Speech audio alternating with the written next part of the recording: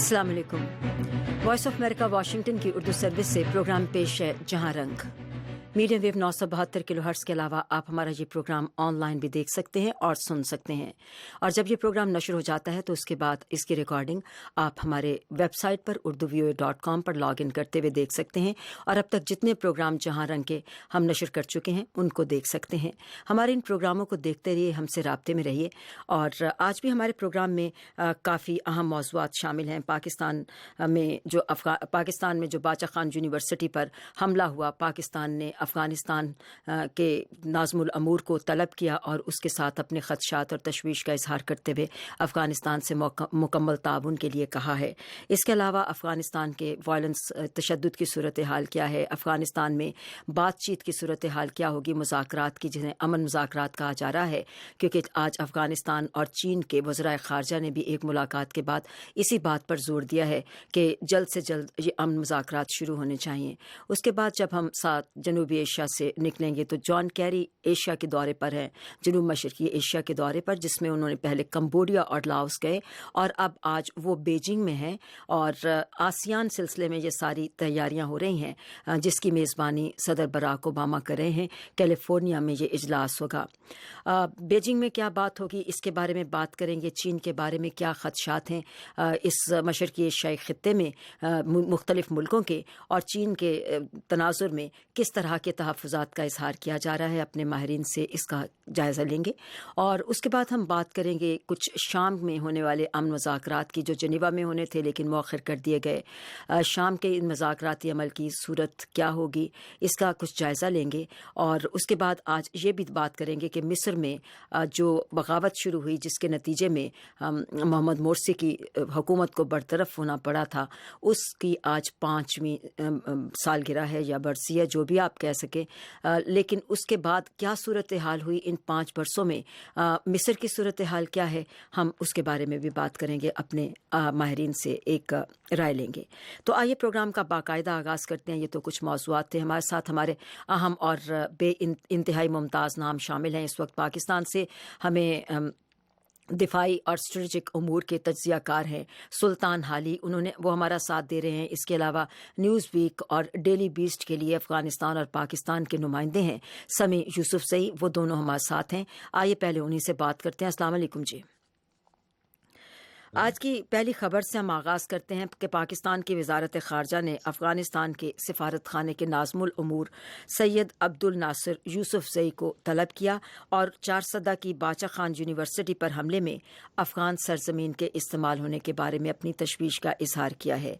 वज़ारत ख़ारजा ने मंगल के रोज़ जारी होने वाले एक बयान में नाज़मुल उमूर के ज़रिए अफ़गान हुकूमत से कहा है कि इस बदतरीन दहशत गर्दी में मुलव्विस अनासिर को जल्द अज जल्द कैफ़रे किरदार तक पहुँचाने और इंसाफ कटहरे में लाने के लिए उनके साथ ताउन किया जाए। यहाँ हम ये भी बताते चलें कि दहशतगर्द जो बाचा खान यूनिवर्सिटी में आए थे, उन्होंने अफ़गानिस्तान के टेलीफोन नेटवर्क्स को इस्तेमाल किया था और ख्याल यही है कि इस सरजमीन को इस्तेमाल करके इस दहशतगर्दी का अमल सामने आया। तो इस बारे में पाकिस्तान की फ़ौज के सरबराह जनरल शरीफ ने कुछ दिन पहले उन्हीं दिनों बात की थी सदर अशरफ गनी से, चीफ एग्जीक्यूटिव अब्दुल्ला से, और उनसे अब कहा था कि वो इस सिलसिले में ताउन करें। तो आइए अब बात करते हैं कि सूरत हाल अब तक कहाँ तक आगे बढ़ी है और पाकिस्तान में और अफ़गानिस्तान में इसका रद्द-ए-अमल किस तरह से सामने आएगा। तो पहले हम सुल्तान हाली से बात करते हैं, उनसे पूछते हैं। हाली साहब, ये फरमाइएगा कि इस सिलसिले में छानबीन में किस हद तक पेशरफ्त हुई है और किस हद तक मालूमात और तफसीलात जो हैं वो अफ़गानिस्तान के सुपुर्द की गई हैं। देखिए, तमाम छानबीन से तो मीडिया को मुकम्मल आगाही नहीं है, लेकिन डायरेक्टर जनरल ISPR ने हफ्ते के रोज़ एक ब्रीफिंग में 5 जो हैं मुआवन या सहूलतकार कह लीजिए, जिन्होंने मदद की थी दहशतगर्दों की, उनको मीडिया के सामने पेश किया। और उसके अलावा उन्होंने हमें एक टेप भी सुनवाई जिसमें गुफ्तगू जारी थी हमलावरों की, और वो अफ़गानिस्तान की सिम थी, अफ़गानिस्तान का कोई नंबर था जहां से ये गुफ्तगू जारी थी। और ये भी बताया गया कि ये तुरखम के रास्ते एक पब्लिक ट्रांसपोर्ट के ऊपर यहाँ पाकिस्तान पहुंचे थे, और फिर सहूलतकारों ने उन्हें मर्दान 4 सदा रोड पे एक मकान में पनाह भी दी, और उसके अलावा کی امداد کی کہ ان کو در آدم خیل سے ممنوعہ بور کے ہتھیار جو ہیں وہ فراہم کیے، اور جو 5 سہولت کار پیش کیے گئے ان کے بھی نام بتائے گئے، اور ان کے علاوہ ایک شخص جو ہے عادل، وہ ابھی تک مفرور ہے، اور اطلاعات کے مطابق یا D G I S P R کی بریفنگ کے مطابق جو اس کی بیوی اور ایک بھانجی نے بھی اس اسلحے کی خرید و فروخت میں ان کی مدد کی۔ اس کے علاوہ ایک سہولت کار کے بارے میں بتایا گیا کہ اس نے ایک لیبرر کا بھیس بدل کر باچا خان یونیورسٹی میں ایک آدھ دن قبل جا کر کے پورا جائزہ لیا تھا اور ان کو اطلاع دی تھی، نقشہ بھی بنا کر دیا تھا کہ کہاں سے انہیں داخل ہونا چاہیے۔ تو ان سب اطلاعات کے بعد جب یہ اندازہ ہوتا ہے کہ اس حملہ آور جو ہیں وہ افغانستان سے یہاں آئے تھے، تو افغانستان سے رجوع کرنا، ان کے ساتھ اپنی معلومات کو شیئر کرنا ایک قدرتی فعل ہے۔ اس میں ہم افغانستان کو یہ نہیں دوش دے رہے کہ خدا نخواستہ ان کی حکومت اس کی پشت پناہی کر رہی جی ہے، نہیں، وہ لیکن تو سرزمین کے استعمال ہونے کی بات ہے۔ جی بالکل، تو اس سرزمین کے استعمال کے لیے ان سے مطالبات کرنا ہمارا حق ہے، کیونکہ وہ بھی ہم سے یہی مطالبہ کرتے رہتے ہیں، اور یہ ہمیں چاہیے کہ دونوں ایک دوسرے کے ساتھ تعاون کریں، کیونکہ دہشت گردی ایک ایسی افریت ہے جس کو کہ مل جل کر ہی ختم کیا جا سکتا ہے۔ اچھا، ہمارے ساتھ سمیع یوسف صحیح بھی ہیں۔ سمیع، یہ بتائیے گا، آپ مجھے یہ بتائیے گا کہ آپ کے خیال میں افغانستان اب اس سلسلے میں کس حد تک تعاون کر سکتا ہے؟ ظاہر ہے کہ گزشتہ کچھ عرصے سے پاکستان اور افغانستان کے درمیان تعلقات کی صورتحال کچھ بہتر ہوئی ہے، اور دونوں حکومتوں نے ایک دوسرے کے ساتھ واضح طور پر تعاون دلانے کا وعدہ، ایک دوسرے کے ساتھ تعاون کرنے کا وعدہ بھی کیا ہے دہشت گردی کے خلاف۔ تو کس طرح سے آپ اس کو دیکھتے ہیں، یا کس طرح اس میں پیش رفت ہوگی، کیسے صورتحال آگے جائے گی؟ سمیع یوسف سے ہمارے ساتھ ہیں۔ جہاں تک دونوں حکومتوں کی بات ہے، ان کے نمائندے، اس کے پرائم منسٹر اور پریزیڈنٹ اور فوجی اعلیٰ حکام ہر دفعہ ملتے ہیں اور اس پر توافق کرتے ہیں کہ ہم دونوں طرف سے مشترکہ طور پر طالبان اور ملیٹنٹ، چاہے وہ افغانستان میں ہو پاکستان میں ہو، ان کے خلاف اقدامات کریں گے۔ لیکن بدقسمتی سے دونوں طرف سے ابھی بھی مسٹریس بہت زیادہ ہے۔ افغانستان یہ سمجھتے ہیں کہ گزشتہ 15 سالوں سے یہ وعدہ کر رہی ہے کہ پاکستان کی طرف سے تو افغانی طالبان کے خلاف اقدامات کریں گے، لیکن پھر وہ کہتے ہیں کہ پاکستان مذاکرات پر ایک بات کرتے ہیں، جا کر وہ عملی نہیں کرتے، اور 13 سالوں کے بعد ہماری بالکل وہ حوصلہ اور صبر ختم ہو گئی۔ دوسری طرف سے جب سے یہ ملاقہ اللہ کا جو دوسری پاکستانی ملیٹنٹ ہے وہ افغانستان کی طرف چلی گئی ہے اس واقع آپریشن کے بعد، تو اب افغانستان کی حکومت کے پاس بھی کچھ لوگ سامنے آئے ہیں، وہ بھی کہہ رہے ہیں کہ اگر آپ ہمارے طالبان کے خلاف جو کہ کافی عالمی سطح پر بھی اس تاثر کو قبول کیا جاتا ہے کہ وہ پاکستان میں کا یا حقانی نیٹ ورک 13 سال 14 سال وزیرستان سے آپریشن کرا تھا، اس کے خلاف کچھ بھی نہیں ہو رہا تھا، جب 13 سال میں نے افغانستان کا صحیح نقص کر دیا، اس کے بعد آپ لوگوں نے ان کے خلاف آپریشن کیا، بہت لیٹ ہو چکے ہیں، ہم سے بھی اتنا مطالبہ کریں جتنا آپ خود کر سکتے ہیں۔ تو میں سمجھتا ہوں بدقسمتی سے مجھے تو آئندہ اچھی تعلقات کی امید۔ افغانستان اب 15-16 سال کے بعد ایک بڑی خطرناک موڑ پہ ہے۔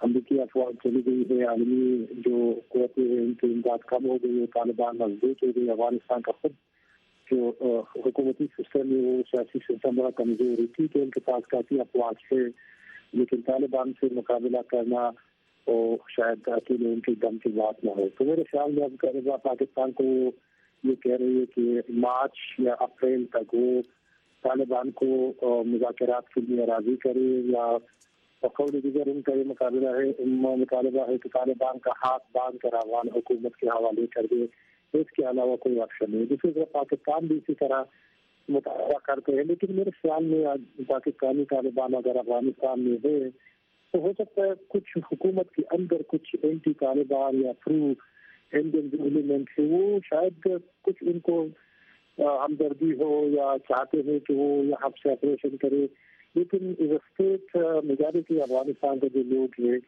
یا خود جو پریزیڈنٹ اشرف غنی صاحب ہے وہ اس چیز کے قائم نہیں ہے کہ افغانستان کی سرزمین کو استعمال کیا جائے قصداً. لیکن کیونکہ افغانستان میں حکومت کا ریٹ کمزور ہے, اگر پاکستان سے مقابلہ کیا جائے تو پاکستان ایک مضبوط ملک ہے, وہاں پر اتنے نہ وسائل ہے نہ افواج ہے, 40 سالوں سے لڑائی میں جگڑا ہوا ایک ملک ہے, تو وہاں حکومت سے اگر وہ مطالبہ کرے کہ ان کے خلاف اقدامات کرے تو شاید اتنی آسان نہ ہو کہ وہ افغان طالبان اور پاکستانی طالبان اور داعش جو ابھی سرحدی علاقوں میں افغانستان کے ان کے ظہور ہو گئے تو ان کے خلاف جائے. تو میرے خیال میں ایسی حالتوں میں سمجھتا ہوں کہ پاکستان اور افغانستان کو مشترکہ طور پر بالخصوص پاکستان کو زیادہ کام کرنا ہوگا, اس لیے کہ پاکستان ایک اسٹیبل ملک ہے. اگر افغانستان بھی اسی طرح پاکستانی طالبان کو سپورٹ کرے, افغانی طالبان پاکستان سے سپورٹ ہو, پاکستانی طالبان افغانستان سے سپورٹ ہو, وہاں سے انڈیا کے سپورٹ آ جائے, تو پھر میرے خیال میں یہ مسئلہ بڑا خرابی کی طرف جائیں گے. اور میں نہیں سمجھتا کہ پاکستان کے لیے اس میں کوئی مفاد ہو اور پاکستان کے لیے مزید خطرے بن سکتے ہیں. تو میرے خیال میں بہتر یہ ہے کہ افغان طالبان کو ایسا سمجھایا جائے کہ ٹھیک ہے ہم آپ کے خلاف پاکستان میں کچھ نہیں کرتے, لیکن آپ کو ایک پولیٹیکل سیٹلمنٹ کی طرف جانا ہوگا. اگر آپ نہیں جا رہے تو یہ اس خطے کے لیے بربادی ہے, اور افغانستان کے لیے بھی اور پاکستان کے لیے بھی. جی, اسی سلسلے میں اگلا سوال کرتی ہوں کہ بیجنگ اور کابل نے افغانستان میں امن بات چیت کی بحالی پر زور دیتے ہوئے کہا ہے کہ اس بارے میں فوری طور پر لائے عمل ترتیب دینے کی ضرورت ہے.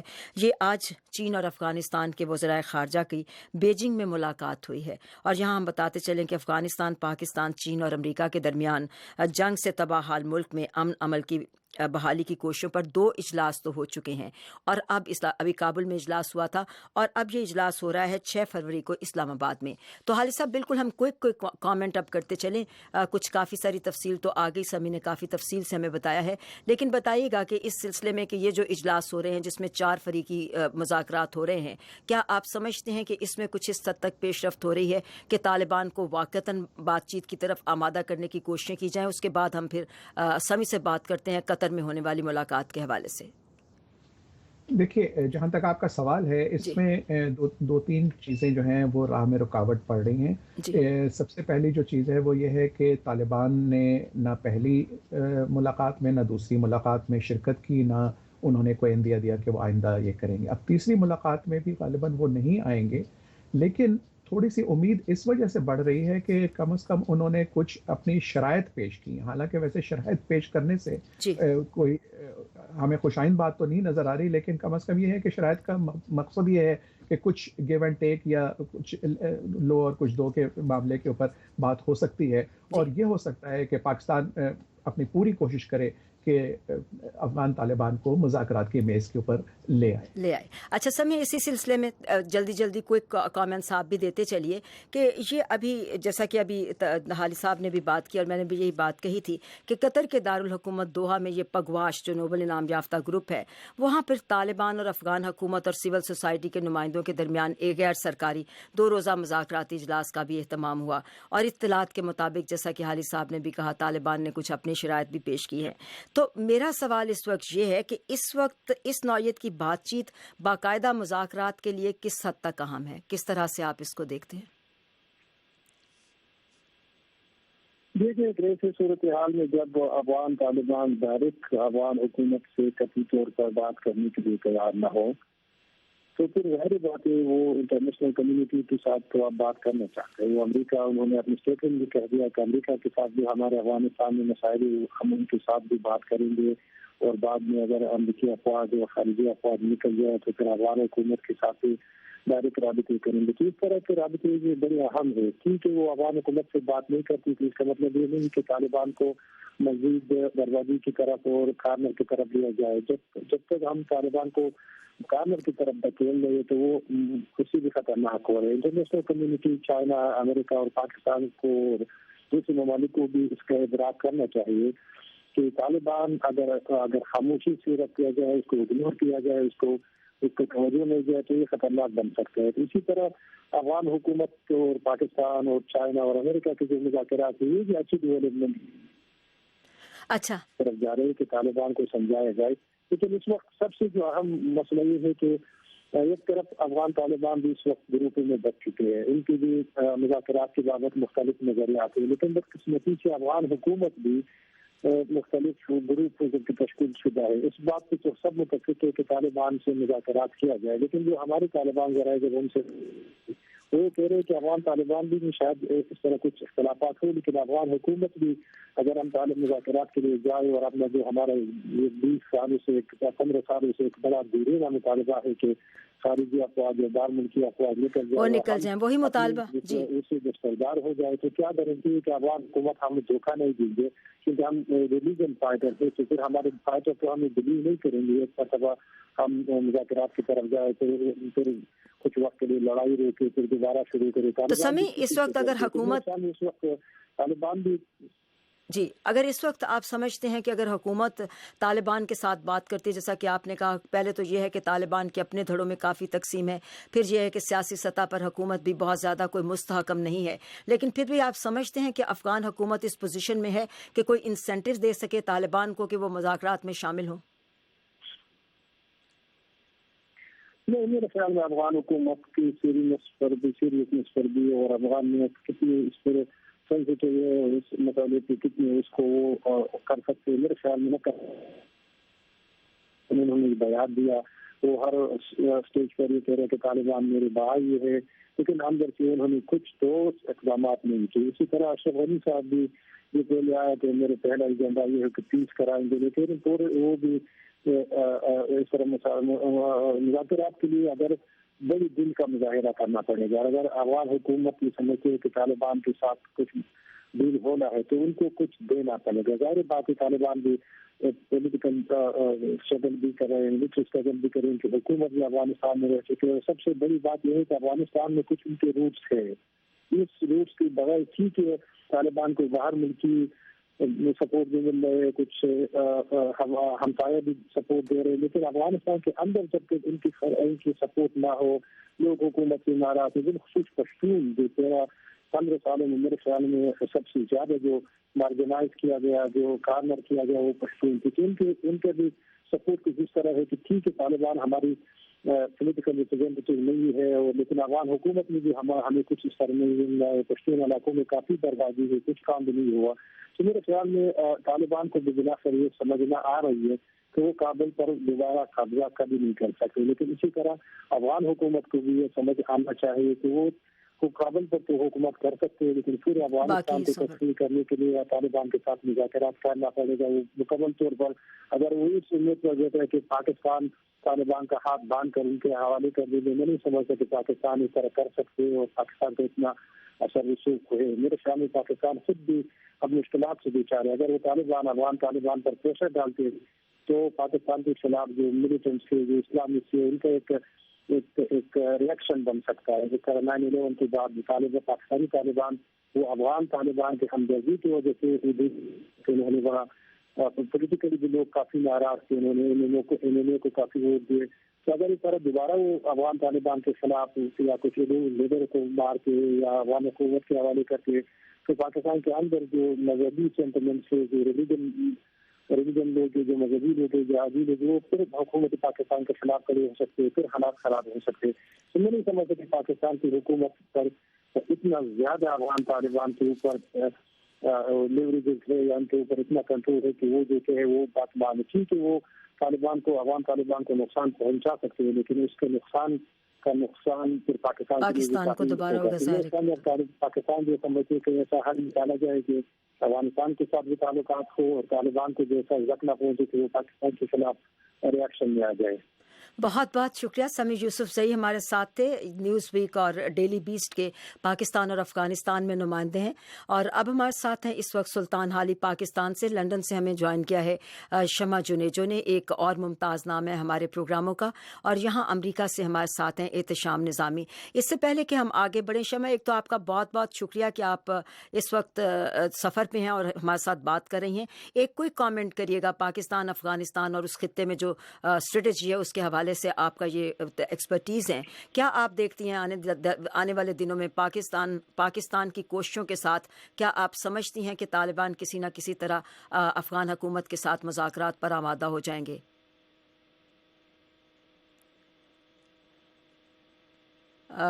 شمع آپ مجھے سن رہی ہیں؟ شمع آپ کیا، ہاں جی شمع آپ میرا سوال سنا آپ نے؟ جی میں نے آپ کا سوال سنا. ہاں جی اس کا جواب دیجیے تاکہ پھر آگے بڑھیں. جی میں یہ کہہ رہی ہوں کہ پاکستان اس پوزیشن میں نہیں ہے کہ افغان طالبان کو انفلوئنس کر سکے، کیونکہ اور یہ بات افغان گورنمنٹ کو بھی سمجھنی چاہیے کہ جو گوریلا وارفیئر افغان طالبان نے کنٹینیو کیا ہوا ہے افغانستان میں، اس کا سب سے زیادہ نقصان خود افغانستان کو ہو رہا ہے، اور اس کا پھر جو کانسیکوینسز ہے وہ پاکستان بھی فیس کر رہا ہے.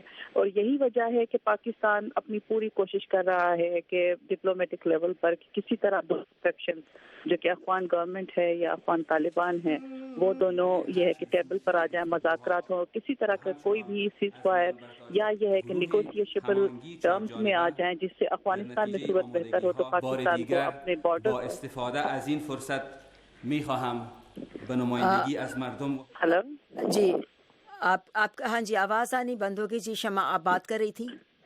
آئی ڈونٹ نو کہ آپ نے مجھے کہاں تک سنا ہے. میں یہ کہہ رہی جی ابھی جو جیسا لاسٹ جملہ آپ کا تھا تو جی میں یہ کہہ رہی تھی کہ افغانستان کا جو ہے اس میں پاکستان کو یہ دیکھنا چاہیے کہ پاکستان کو یہ کام کرنا چاہیے کہ اگر دونوں افغان گورنمنٹ اور افغان طالبان اگر وہ نیگوشیشبل پیٹرن پر آ جاتے ہیں، ان کا ایک پیراڈائم بن جاتا ہے کہ وہ بیٹھے ٹیبل پر اور اس سے کوئی پیس جو افغانستان میں اس پر کوئی ان کا دونوں کا معاہدہ ہو جائے، تو اس سے پاکستان کو یہ ہوگا کہ پاکستان کے بارڈر سیف ہو جائیں گے. اور جو اس پاکستان میں انارکی کی صورتحال پیدا ہوئی ہے کہ افغانستان کی انسٹیبلٹی کا جو چین افیکٹ ہے، ڈومینو افیکٹ ہے، وہ پاکستان پر آ رہا ہے. اچھا ہمارے ساتھ رہیں. ہم اب بات کرتے ہیں قومی لائحہ عمل جو انسداد دہشت گردی کے خلاف ہے، جس کو نیشنل ایکشن پلان کا نام دیا جاتا ہے. پاکستان میں رواں ماہ دو دہشت گرد حملوں کے بعد حکومتی عہدیدار دہشت گردی کے خلاف پاکستان کی کارروائیوں کو اجاگر کرنے کی کوششوں میں ہے، لیکن ایک غیر سرکاری تنظیم جو پاکستان کمیشن برائے انسانی حقوق ہے، اس کا کہنا یہ ہے کہ انسداد دہشت گردی کے قومی لائحہ عمل کے تمام نکات پر مؤثر طور پر عمل درآمد نہیں ہو رہا. پاکستان کے وزیر داخلہ چودھری نثار علی کہتے ہیں کہ جب اکا دکا دہشت گردی کے واقعات ہوتے ہیں تو اس کے بعد ایسا نہیں ہونا چاہیے کہ جو کامیابیاں اب تک دہشت گردی کی جنگ میں حاصل کی جا چکی ہیں ان کو یکسر رد کر دیا جائے. اور لیکن ہم آپ کو سنواتے ہیں کہ پاکستان کمیشن برائے انسانی حقوق کی جو چیئر پرسن ہیں زہرہ یوسف، وہ کہتی ہیں کہ ہر بار جب حکومت یا فوج یہ دعویٰ کرتی ہے کہ اس نے دہشت گردی کا صفایا کر دیا ہے تو شدت پسند ان دعووں کو غلط ثابت کر دیتے ہیں. وہ کیا کہتی ہیں آئیے سنتے ہیں، پھر اپنے ماہرین سے رائے لیتے ہیں. زہرہ یوسف. کہا گیا تھا کہ اس سال 2016 میں ملیٹنسی کا خاتمہ کیا جائے گا، مگر یہ سال شروع ہونے کے ساتھ ہی ایک اتنا بڑا اٹیک ہوا صدر کے یونیورسٹی پہ. تو جو حکومت کی پالیسی ہے، چاہے وہ نیشنل ایکشن پلان ہو یا ملٹری کورٹ کی جو انہوں نے سیٹ اپ کیا ہے، یا ایگزیکیوشن دوبارہ شروع کیا ہے موریٹوریم ختم کر کے، یہ پالیسی کامیاب تو ثابت نہیں ہو رہی ہیں.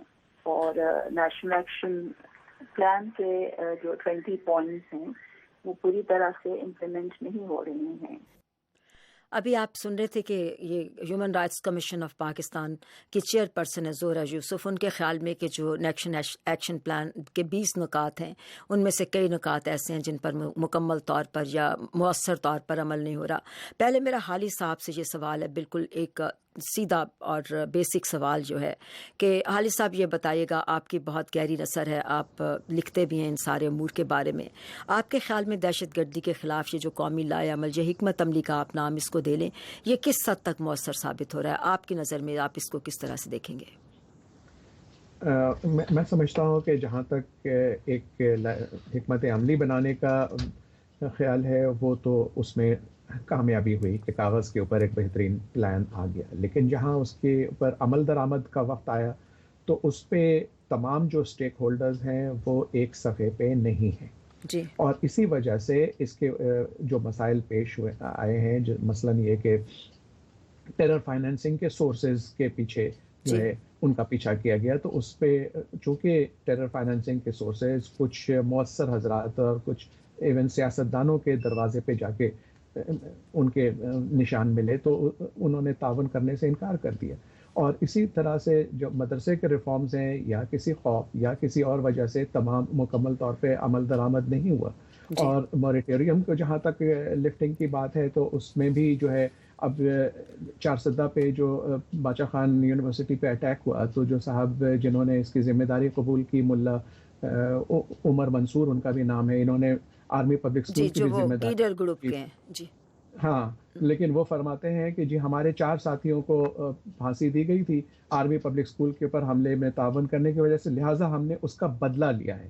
تو ایسا لگتا ہے کہ یہ جتنے نکات ہیں ان میں سے چند ایک پہ شاید عمل درآمد تو ہوا ہے، لیکن باقیوں کے اوپر یعنی کہ 20 نکات تھے، ان میں سے مشکل سے 5 ایسے ہوں گے جن کے اوپر آپ کہہ سکتے ہیں کہ کچھ حد تک عمل درآمد ہوا ہے. جہاں تک کہ کیپیسٹی بلڈنگ کا تعلق ہے، پولیس کی یا لا انفورسمنٹ ایجنسیز کی، جہاں افغان ریفیوجیز کا تعلق ہے، جہاں افغانستان کے ساتھ معاملات ہیں، ان سب کے اوپر ابھی بہت کام کرنے کی ضرورت ہے. اور اس میں جو مین کمی یہ ہے کہ تمام جو اسٹیک ہولڈرز ہیں وہ ایک صفحے پہ نہیں ہیں. شکریہ سلطان حالی صاحب ہمارے ساتھ تھے پاکستان سے. ہم بات کرتے ہیں کوئک کے سلسلے میں، پہلے نظامی صاحب سے اور پھر اسی بارے میں ہم بات کریں گے شمع جنیجو سے، ان کی بھی رائے لیتے ہیں. ہمیں پاکستان مسلم لیگ کے سینیٹر رانا افضل نے بھی ہمارے ساتھ وعدہ کیا کہ وہ اس بارے میں ہم سے بات کریں گے. تو احتشام صاحب آپ یہ بتائیے گا کہ آپ پاکستان سے حال ہی میں ہو کر آئے ہیں اور پاکستان کی موجودہ صورتحال کو آپ نے دیکھا ہے، دہشت گردی کے واقعات میں کمی بھی دیکھی ہے، لیکن آپ حکومت کی طرف سے کی جانے والی کوششوں کے بارے میں کس طرح سے تجزیہ کریں گے؟ بہجت، پاکستان کے بارے میں پہلے بھی کہتا رہا ہوں اور لکھتا بھی رہا ہوں کہ پاکستان میں دہشت گردی کی جو لہر ہے اس میں کمی میرے حساب سے تو نہیں آئی ہے. اور جیسا کہ آپ نے پریزیڈنٹ اوباما کا جو اسپیچ سنا ہوگا، اس میں انہوں نے جو کہا ہے کہ پاکستان کے بارے میں بھی انہوں نے پیشن گوئی کی ہے کہ 10 سال تک تو کم از کم پاکستان ان معاملات سے گھرا رہے گا. میں ان سے یقیناً اتفاق کرتا ہوں، حالانکہ پاکستان کے کریٹکس نے، اینالسٹ نے جی پاکستان کے ہم سے بات کی تھی، جی سرتاج عزیز صاحب نے، ہم نے اسی موضوع پر ان سے بات کی تھی ہمارے اسی پروگرام میں، اور انہوں نے کہا تھا کہ ہم اس مسئلے پر کام کر رہے ہیں اور ہم یہ ایک جو پریڈکشن ہے اس کے حوالے سے یہ ضرور ہمیں لینا چاہیے کہ یہ ایک چیلنج کی طرح ہے، لیکن ہم چاہتے یہ ثابت کرنے کی کوشش ضرور کریں گے کہ ہم اس چیلنج کو پوری طرح لیں گے اور دہشت گردی کو ختم کریں گے. یہ پاکستان کی حکومت کا بیان آیا. بالکل جی بالکل یہ کرنا چاہیے، اور پاکستان کو میں سمجھتا ہوں کہ امریکہ اور دیگر اتحادی ممالک کے ساتھ مل کے سر جوڑ کے بیٹھنا چاہیے کہ یہ دہشت گردی کی جو لہر ہے اس کو کس طرح ختم کی جائے، اس لیے کہ اس میں کمی ہوتی نظر نہیں آتی. آپ دیکھیے آرمی پبلک اسکول میں پشاور میں جو ہوا، اور اس کے بعد پھر اب چارسدہ میں ہوا، اور اس طرح کے واقعات تو مستقل ہوتے رہتے ہیں. پاکستان کے وزیر داخلہ پتہ نہیں کس طرح یہ کہتے ہیں کہ اس میں کمی آئی ہے اور ہم اس میں کامیاب ہو رہے ہیں. ہاں، ضرب عضب کے تحت ضرور کامیابی ہوئی ہے، بہت سی جگہوں پہ کامیابی ہوئی ہے، لیکن یہ جو زہر ہے یہ اس حد تک سرایت کر چکا ہے پاکستان میں، اور پاکستان افغانستان اور ہندوستان کے بارڈر سے گھرا ہوا ہے. اور اندر بھی جو ابھی دیکھیے آپ کے انہوں نے حالی صاحب نے ذکر کیا کہ ملا منصور نے اس کی ذمہ داری قبول کی ہے ابھی جو چارسدہ یونیورسٹی میں حملہ ہوا ہے. اور لیکن دوسرے ایک اور اسپوکس مین ہیں ان کے تحریک طالبان پاکستان کے، انہوں نے کہا کہ ہمارا اس سے کوئی تعلق نہیں ہے جی. اور داعش کا بھی جو ان کی جو کارکردگی ہے وہ پاکستان میں اب آہستہ آہستہ سرایت کر رہی ہے. جی نظامی صاحب، اس میں جن کو دیکھنا پڑے گا پاکستان کو، اور پاکستان اگر تمام ممالک کے ساتھ مل کر، اس لیے کہ میں ایک بات جی اسی لیے میں یہ بات کروں کہ یہ بھی دیکھنے کی بات ہے کیونکہ طالبان کے اپنے دھڑوں کے اندر بے انتہا تقسیم ہے، اور اس لیے کسی واضح طور پر یہ نہیں کہا جا سکتا کہ کون سا دھڑا کس وقت क्या कर गुजरेगा। तो इन सारी चीज़ों के ऊपर भी नज़र रखने की ज़रूरत है। शम्मा से पूछते हैं कि शम्मा, आपके ख्याल में वज़ीर दाखिला का ये बयान, जिस तरफ निज़ामी साहब भी इशारा कर रहे हैं कि वो कहते हैं कि जब इक्का दुक्का वाक़यात होते हैं तो उससे ये नहीं समझना चाहिए कि एक ओवरऑल जो कामयाबी का सिलसिला चला है उसको कुछ परेशानी उसमें हुई है, तो आप इसको किस तरह से देखती हैं कि वाकई इससे डिसहार्टेड होने की ज़रूरत नहीं या डिस्करेज नहीं होना चाहिए? आपके ख्याल में दहशत गर्दी में क्या वाकई वाज़े तौर पर कमी हुई है और काफ़ी हद तक दहशत गर्दों का सिफाया हो चुका है? देखिए, पाकिस्तान का अलमिया यह है कि हम टेररिस्ट को तो ख़त्म कर रहे हैं, टेररिज्म को ख़त्म नहीं कर रहे हैं। ये बिल्कुल ऐसे ही है कि जिस तरह आप पेन किलर्स दे रहे हैं लेकिन आप एंटीबायोटिक के जरिए उस वायरस को ख़त्म नहीं कर रहे हैं। तो बिल्कुल मैं तो मुकम्मल डिसएग्री करती हूँ वज़ीर दाखिला के बयान से कि उन्होंने कि एका दुक्का वाक़यात हो रहे हैं। जब मुल्क का वज़ीर दाखिला फ्लोर पर खड़े होकर एक नोटोरियस दहशतगर्द के बारे में कहता है कि उसके खिलाफ कोई FIR नहीं है, और फिर पूरी मुल्क एक सिविल सोसाइटी, मीडिया, पार्लियामेंटेरियंस वो उसके खिलाफ सारी FIR पेश करते हैं। जी, फरहतुल्लाह बाबर साहब ने सेनेट में दे दी। बिल्कुल ये है कि कोई एक्शन नहीं लिया जाता, तो फिर आपको हुकूमत की सीरियसनेस का भी उससे अंदाजा आता है। अब चाहे उसके पीछे जो जितने भी फैक्टर्स हो, मसलियत हो या उनके वोटर्स का मसला हो या उनकी राइट विंग एक सोच हो, लेकिन मसला यह है कि आप फौज का काम है टेररिस्ट को एलिमिनेट करना, लेकिन जो टेररिज्म को एलिमिनेशन की बात है वो पॉलिसी लॉन्ग टर्म पॉलिसी होगी। तो अभी जिस तरह एहतशाम साहब कह रहे थे कि 10 साल का उन्होंने कहा है ओबामा साहब के हवाले से, तो बात यह है कि सरताज अजीज साहब कितना भी इसको चैलेंज करे, लेकिन मैं तो इसको 10 साल से आगे जाते हुए देख रही हूँ। अगर इन्होंने अपनी पॉलिसी में शिफ्ट नहीं लाई और अगर ये नहीं हुआ तो ये जितनी तेजी से एक रेडिकलाइजेशन की तरफ सोसाइटी जा रही है, वो तो मुझे तो बहुत डर लगता है कि पाकिस्तान की सोसाइटी का आइंदा 2-3 सालों में अगर ये ज़रबे अज़ब भी एक इफेक्टिव लॉन्ग टर्म में ना हुआ तो फिर क्या करेंगे?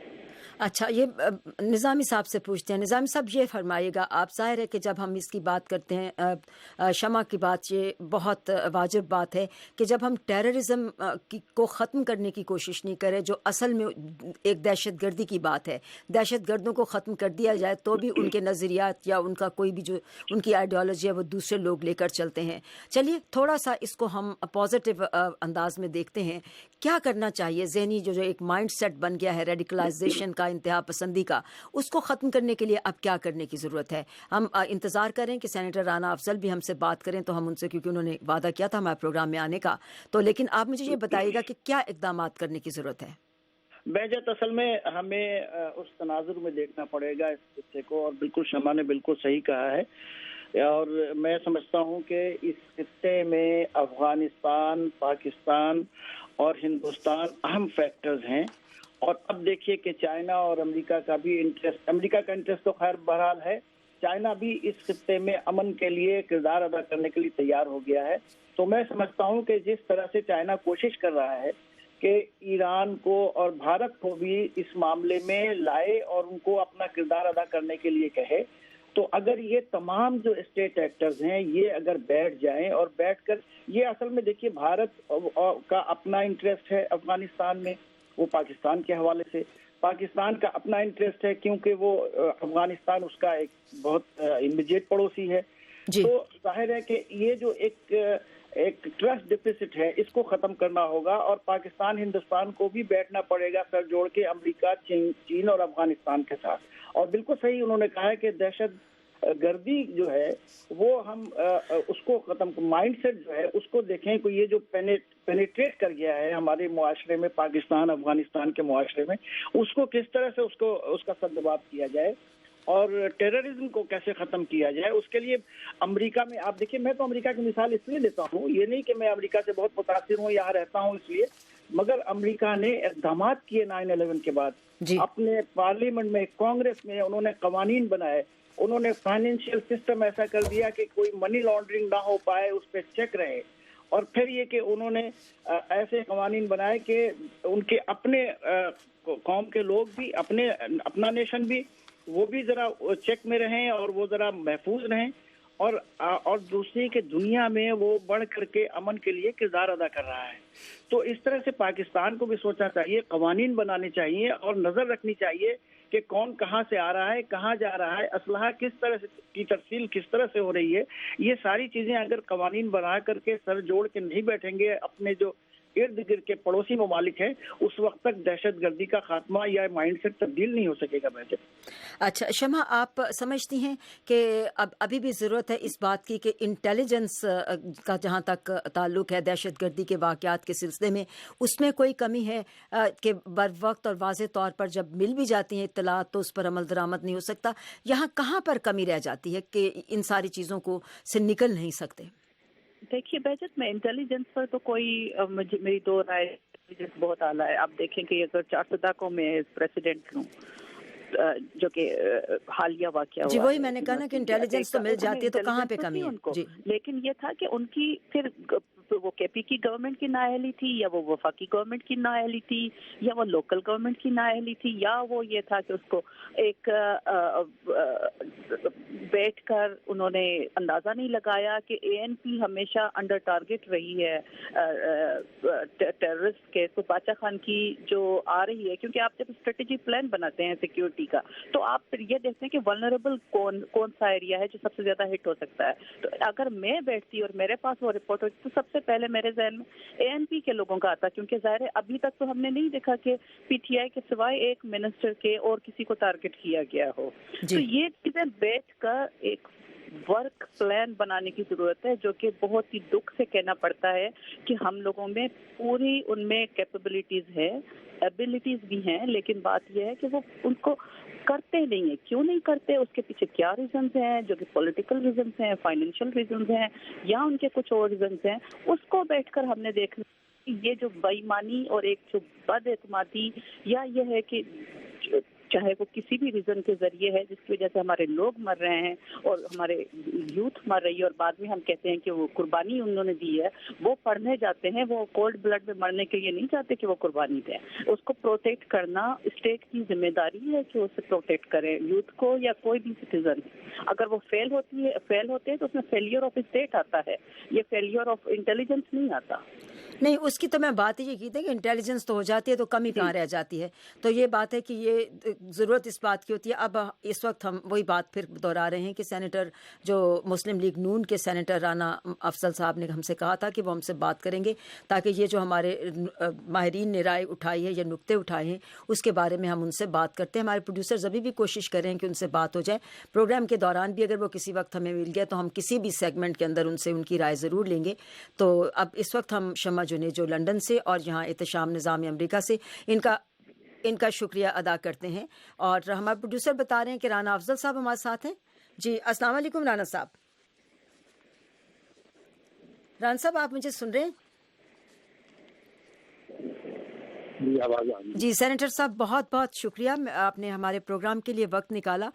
سر ابھی ہم بات کر رہے تھے اور ماہرین اس بات کے بارے میں رائے دے رہے تھے. Human rights commission of Pakistan کی چیئر پرسن کے حوالے سے اسٹیٹمنٹ کے حوالے سے ہم نے بات شروع کی تھی کہ پاکستان میں جو شدت دہشت گردی کا خاتمہ کرنے کی جو باتیں کی جا رہی ہیں تو جو نیشنل ایکشن پلان ہے اس پر مؤثر طور پر عمل نہیں ہوا. آپ اس سلسلے میں کیا کہیں گے؟ ہمارے سننے والوں کو بتائیے کہ حکومتی سطح پر اس سلسلے میں کیا کیا اقدامات کیے گئے ہیں اور آپ کے خیال میں یہ نیشنل ایکشن پلان جو ہے یہ قومی لائحہ عمل ہے کس حد تک مؤثر ہے؟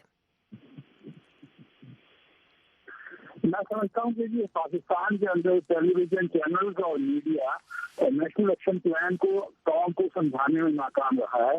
نیشنل ایکشن پلان ایک اوور آل منصوبہ ہے جس میں ان تمام اہداف کی نشاندہی کی گئی ہے جو مؤثر ثابت ہوں گے دہشت گردی کو کنٹرول کرنے میں. اب ان ایکشن پلان کو مختلف صوبوں میں ان کی ایتھکس کمیٹیز میں امپلیمنٹ کریں. تو ویسے حالات ایک جیسے نہیں ہیں، کہیں مدارس زیادہ ہیں، کہیں میرا خیال ہے اور کہیں آپ کے پاس دوسرے قسم کے جرائم ہیں. تو وہاں کی وہ نیشنل ایکشن پلان کے 20 نکات میں سے جو ان کے لیے اپلیکیبل ہیں وہ وہاں پہ اس کے لیے پولیٹیکل لیڈرشپ اور ملٹری لیڈرشپ موجود ہے. جو چیزیں باقی ہو جاتی ہیں مرکز کے لیے جس میں جو باہر سے پیسہ آتا ہے اگر وہ مدارس کو یا کسی ایسے لوگوں کو جا رہا ہے جو تقریب کاری میں استعمال ہوتا ہے اس پہ اسٹیٹ بینک نے کام کیا، اس پہ دوسرے اداروں نے کام کیا. شناختی کارڈوں کی پرچنگ ہوئی پاکستان کے اندر. اسی طرح سے اور مدارس کے اندر ہیٹ اسپیچ کے اوپر شعبوں میں کام ہوا میں بھی ہمارے تھے، وہ سب لوگوں نے کام کیا، انٹیلیجنس ایجنسی کی کوآرڈینیشن ہوئی. تو کبھی وہ کہہ رہے تھے کہ نیکا کے اوپر بتائیں کیا ہوا. یہ تمام چیزیں جو ہیں یہ ایتھکس کمیٹی جنہوں نے امپلیمنٹ کرنا ہے، اگر وہ کمی محسوس کرتی ہیں تو وہ منسٹری آف انٹیریئر اور وہاں پہ جو ایک چودھری نثار علی خان صاحب کی سربراہی میں کمیٹی ہے اس پہ ریفر کرتی ہیں. تو میں سمجھتا ہوں کہ کام ہو رہا ہے اور بہت ساری چیزوں کا حکومت کو اعلان کرنے کی ضرورت نہیں ہوتی. اچھا سر، ایک اور جلدی سے سوال کا جواب میں آپ سے چاہوں گی. آپ کے وقت کا بے حد شکریہ. دہشت گردی کے جو واقعات اکا دکا بھی سامنے آتے ہیں، لیکن ظاہر ہے کہ جب بھی کوئی نیا واقعہ ہوتا ہے وہ قوم کو ہلا کر گزر جاتا ہے. تو ایسے واقعات کی روک تھام کرنے میں کہاں پر کمی رہ جاتی ہے؟ کیونکہ بعض اوقات کہا جاتا ہے کہ بڑی واضح طور پر انٹیلیجنس ہوتی ہے، لیکن جیسا کہ آپ نے کہا کیا یہ بہت بڑے علاقے ہوتے ہیں اور خاص طور پر کسی ایک ٹارگیٹ کا پتہ کرنا ممکن نہیں ہو سکتا، یا اس میں کہاں پر کمی رہ جاتی ہے؟ دیکھیے ہمارے سمجھنے میں شاید کمی ہے. ہم حالت جنگ میں ہیں اور جہاں ہم ان دہشت گردوں کی کم توڑ رہے ہیں اور بہت بڑی بڑی کامیابیاں حاصل کر رہے ہیں، وہاں شاید ہم یہ سوچنا شروع کر دیتے ہیں کہ ان کی طرف سے کوئی ریئیکشن نہیں آئے گا اور وہ صرف مارے جائیں گے اور یہ معاملہ ختم ہو جائے گا. جب نیشنل ایکشن پلان بنایا جا رہا تھا اور تمام سیاسی جماعتیں موجود تھی تو اس وقت سب سے بڑا خدشہ یہ آیا تھا کہ ان کی طرف سے بہت بڑا ریئیکشن آئے گا اور پاکستان اس قیمت کو دینے کا شاید وہ تحمل نہ ہو سکے.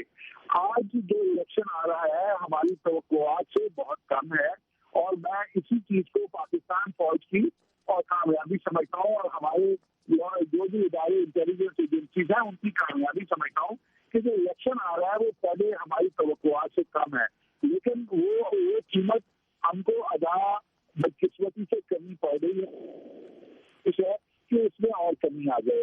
تو یہ اب کچھ یہ جنگ جو ہے ہم نے آرمی چیف کا جو بیان ہے کہ 2016 تک ہم کو انشاءاللہ ختم کر دیں گے. دعا کریں کہ ہمیں اس کی قیمت کم ادا کرنی پڑے اور ہم اس کو کامیابی سے ختم کر دیں. بہت بہت شکریہ senator Rana Afzal.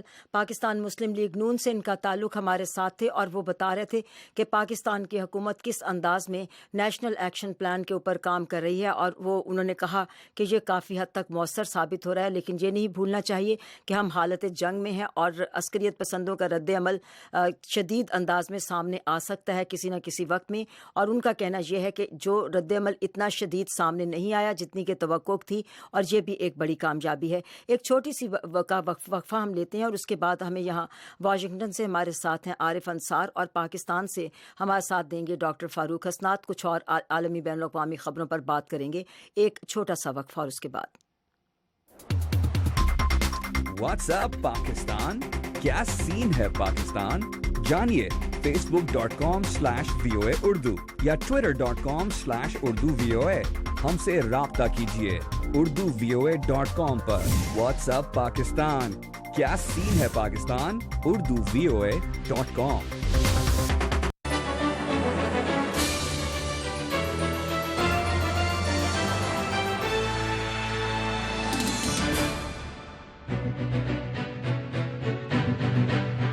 Voice of America Washington کی اردو سروس سے پروگرام پیش کیا جا رہا ہے جہاں رنگ.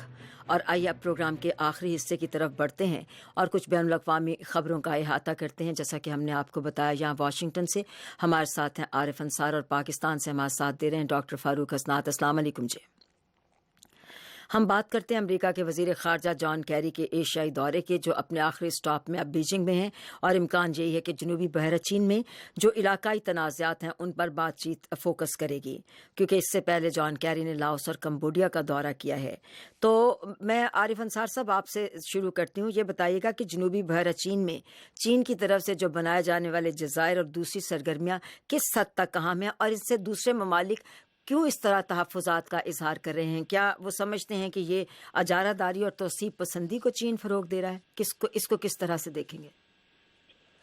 جی اس کو وہ ایک ایسا اگریسو پوسچر دیکھا جا رہا ہے کہ وہ جو ریکلیمیشن ہے آئیلینڈس کی اس کی بدولت خاص طور پہ ملٹرائزیشن ہے ان آئیلینڈس کی بعض پہ جو ہے چائنا نے اپنے بیس وغیرہ بنا رہا ہے جس پہ ان کی ملٹری پریزنس ہوگی تو اس کی وجہ سے وہ پوسچرنگ ہوتی ہے جس سے دوسرے جو ریجن کے کنٹریز ہیں ان کو خطرہ لاحق ہوتا ہے کہ چائنا کس طرف بڑھ رہا ہے. لیکن میرا خیال ہے کیری صاحب کا جو وزٹ ہے اس میں ایک اور اہم موضوع بھی ہے جو کہ نارتھ کوریا کا ریسنٹ تجربہ تھا جو کہ ان کے بقول ہائیڈروجن بم تھا. اس پہ متضاد رپورٹ تھی اور اس سلسلے میں بھی ایک تبدیلی آ رہی ہے کہ جو امریکہ کی پوزیشن ڈیولپ ہو رہی ہے وہ چائنا کو باور کرانا چاہتے ہیں کہ نارتھ کوریا کے ساتھ اب ایک اگریسو پالیسی لینی پڑے گی اور ان کو جو ماضی کی پالیسی تھی کہ نارتھ کوریا کو بہت زیادہ ان کے اوپر سختی نہ کی جائے وہ ریورس کرنی پڑے گی اور چینج لانی پڑے گی جو کیونکہ نارتھ کوریا کی ریسنٹ بیہیویئر کی وجہ سے. تو یہ بھی جو ہے ان کے ایجنڈے میں میرا خیال ہے کافی اوپر ہے کہ وہ کسی طریقے سے چائنا کے ساتھ جو بات چیت چل رہی ہے اس میں یہ کافی ٹاپ آف دا لسٹ ہے.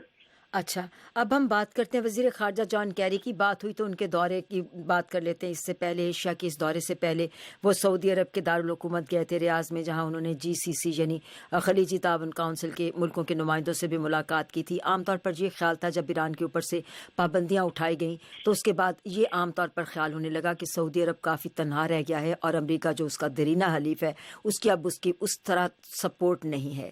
دوسری طرف ایران نے کیا کیا ہے کہ جو ان کشیدہ تعلقات کے پس منظر کو دیکھتے ہوئے یہ بھی اعلان کیا گیا ہے کہ انہوں نے 100 ان لوگوں کو گرفتار کیا ہے جنہوں نے تہران میں سعودی سفارت خانے پر حملہ کر کے اس کو نقصان پہنچایا تھا.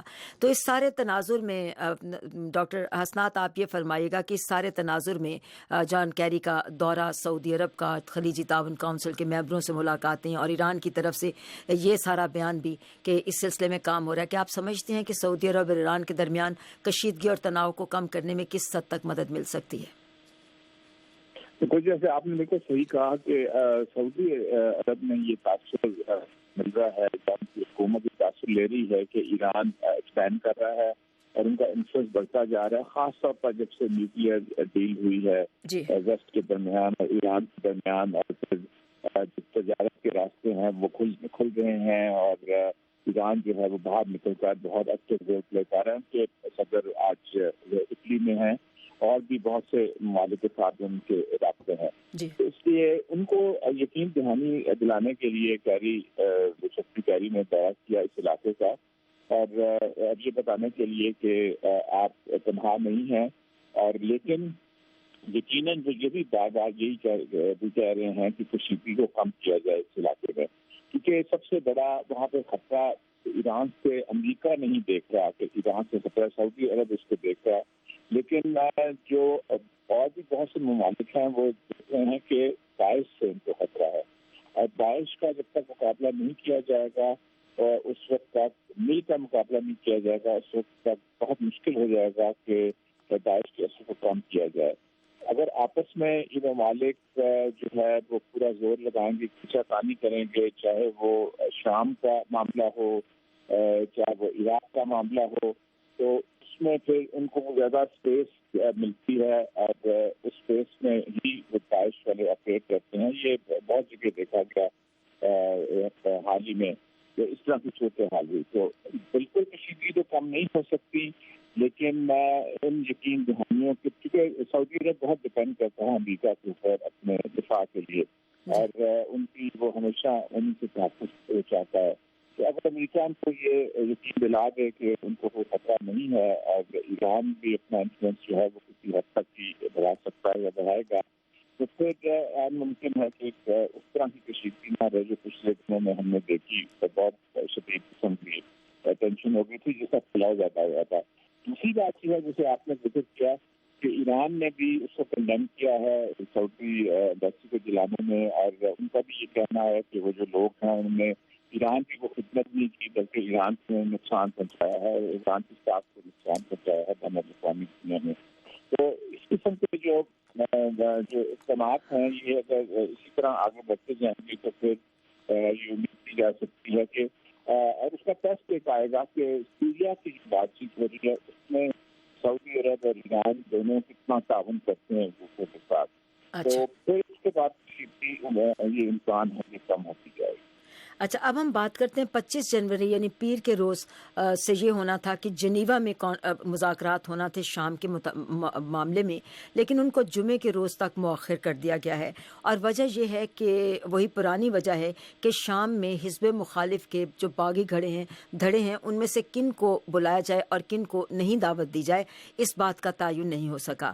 بشار الاسد کی حکومت اور باغی مخالف دھڑوں کے درمیان ہونے والی ان مذاکرات کا مستقبل کیا ہے، یہی پوچھتے ہیں ہم اپنے عارف انصار صاحب سے، اور پھر ہم ڈاکٹر فاروق حسنات کی بھی رائے اس پر لیں گے.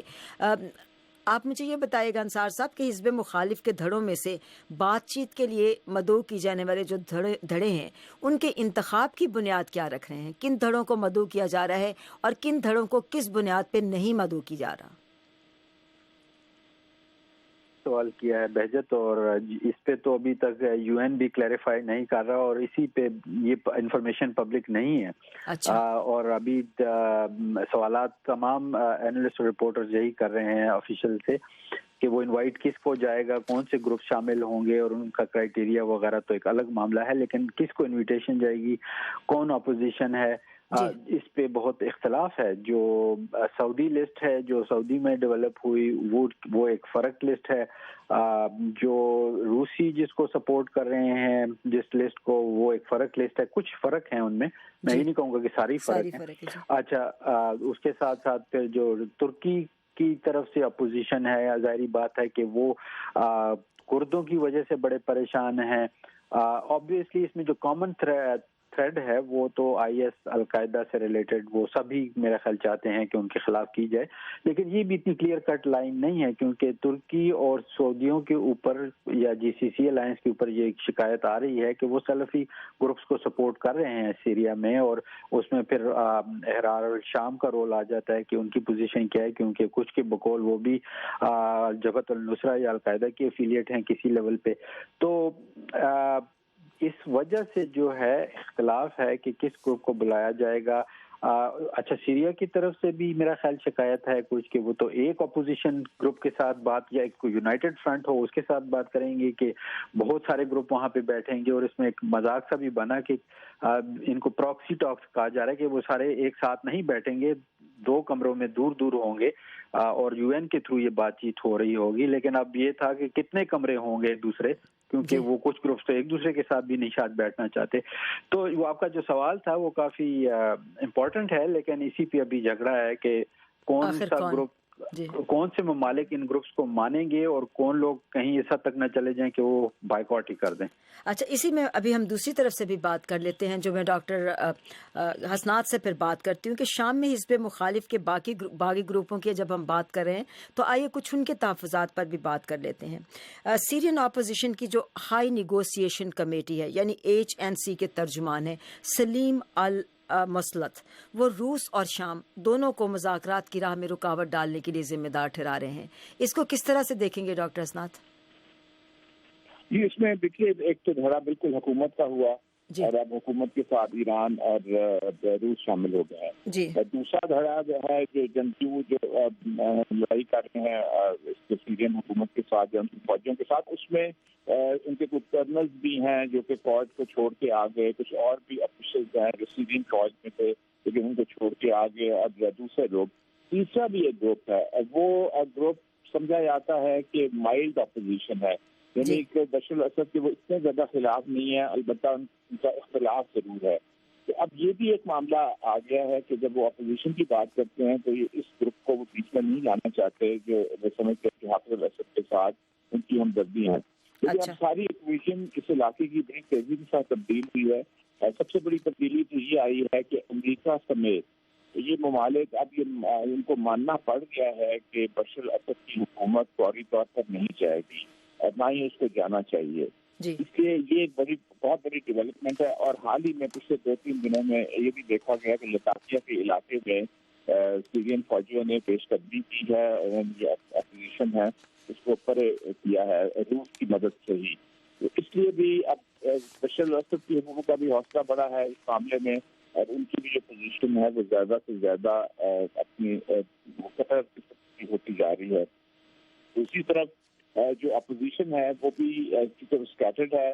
جیسے یہ کبھی کہا گیا بالکل صحیح کہ ابھی تو بالکل ڈائریکٹ بات چیت کا تو سوال ہی نہیں ہے, ابھی تو انڈائریکٹ بات ہونی ہے. جمعے کو بھی جو بات چیت ہونی ہے وہ انڈائریکٹ بات چیت ہونی ہے, اور یہ کوشش ہونی ہے کہ انڈائریکٹ بات چیت کو تبدیل کیا جائے ڈائریکٹ بات چیت میں. جو گروپس ہیں وہ آپس میں آمنے سامنے بیٹھے اور بات کریں, لیکن وہ لگ یہی رہا ہے کہ یہ ابھی معاملہ کافی ٹول پکڑے گا, کافی مہینے اس میں لگیں گے کہ یہ گروپ بات بھی آپس میں کر سکیں. کیونکہ اس میں بہت سے پھر وہی بات آ جاتی ہے کہ کیونکہ اس میں بہت سے پلیئرز ہیں, بہت سے ممالک اس میں شامل ہیں, بہت سے ممالک بہت سے گروپوں کو ان کے فیوریٹس ہیں ان کو بیک کر رہے ہیں, تو اس سے ایک بہت بڑی کمپلیکیشن ہو گئی ہے. وہ کمپلیکیشن ختم امریکہ ہی کروا سکتا ہے اگر روس اس کے ساتھ تعاون کرے. آپس میں یہ کچھ نہیں کر سکتے, اس لیے ان کے لیے بہت مشکل ہے.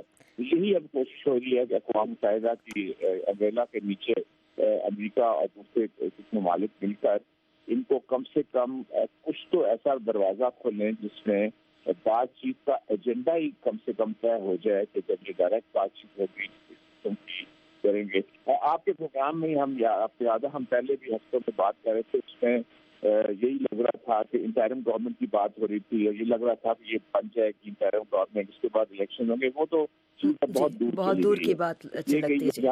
جی اس پہ تو فیصلہ ہی نہیں ہو رہا کون سا گروپ آنا چاہیے نہیں آنا چاہیے. اچھا, ایک بڑا کوئک کامنٹ آپ سے میں لینا چاہوں گی عارف صاحب کہ شام اور عراق میں داعش عسکریت پسندوں کا غلبہ ختم کرنے کے لیے کہتے ہیں کہ ایک اہم عامل جو ہے وہ قبائلی جہادیوں کا ہے, اور کہتے ہیں کہ ان قبائلی جہادیوں سے اس طرح سے مدد نہیں مل رہی جو 2006 میں امریکی فوجیوں کو مدد ملی تھی جب انہوں نے عراقی صوبے انبر سے لوگ القاعدہ کے جہادیوں کو نکالنے کے لیے کی تھی. اور اس کی وجہ یہ ہے کہ داعش قبائلی افراد کے ساتھ بہتر رابطوں میں ہے.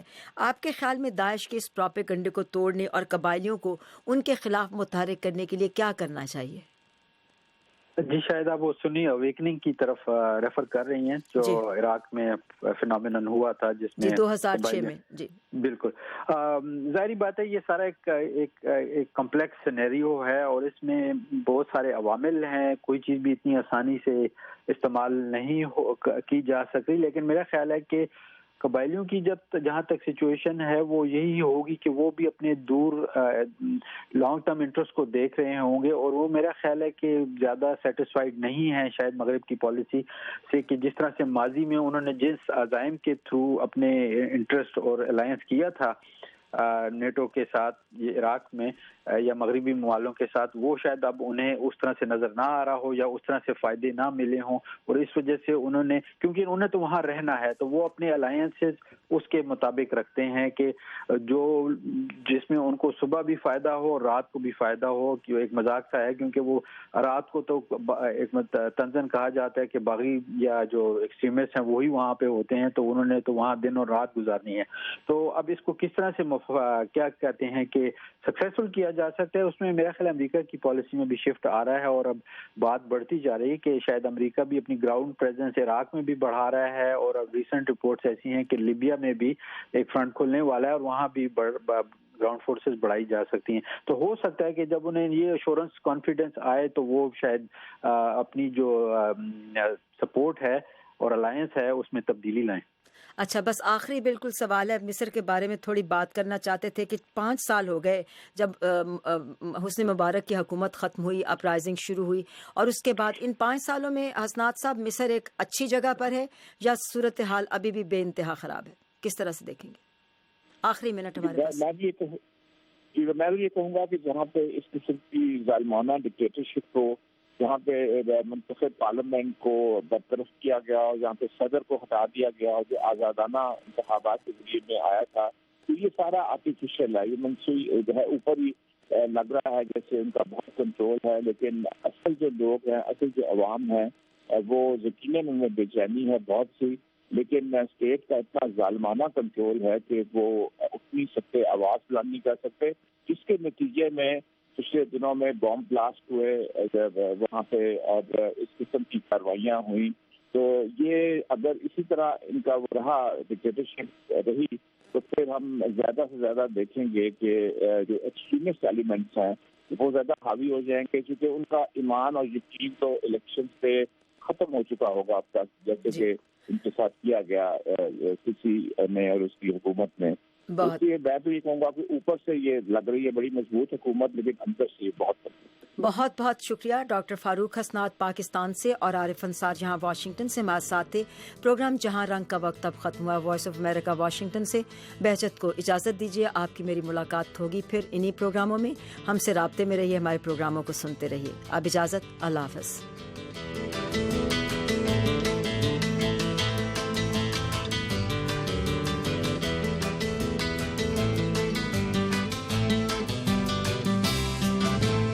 اس پروگرام میں جو نقطہ نظر پیش کیے گئے وہ خالصتاً ہمارے مہمان شرکاء کے تھے اور وہ وائس آف امریکہ کے موقف یا امریکی حکومت کی پالیسی کی نمائندگی نہیں کرتے.